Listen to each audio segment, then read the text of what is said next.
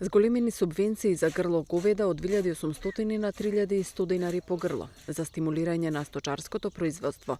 За прв пат се воведува дополнителна субвенција по квалитет на млеко. Ова го најави министерот за земјоделство Љупчо Николовски како дел од финансиската програма за 2022 година.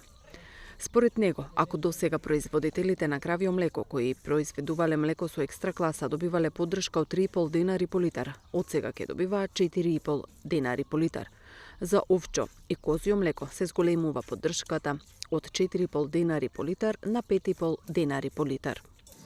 Во тој контекст, од оваа година, како редовна мерка, се уведува субвенција за дополнителна мерка за заклано женско јагне во регистриран кланичен капацитет за периодот 1. јануари 2022 до 31. мај 2022 во износ од 400 денари по женско јагне. Со воведувањето на оваа мерка ќе се зголемат и контролите во овчарството, сектор во кој што значено се финансира оваа поддршка.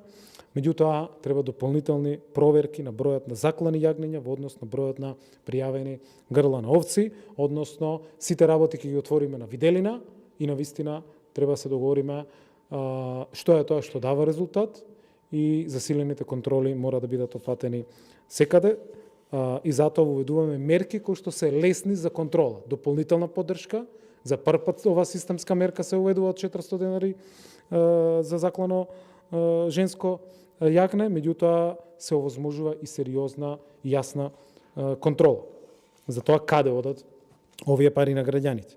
Со цел да се избегнат манипулации од страна на трговците и ловците на субвенции, кај дополнителната мерка за заклани грла говеда се уведува и задолжителен период за чување на животните на одгледувалиштето од 3 месеци пред истите да се предадат во регистриран кланичен капацитет, каде што се елиминира можноста да овие пари одат кај трговците со разни манипулации и изигрување на законот и на програмите.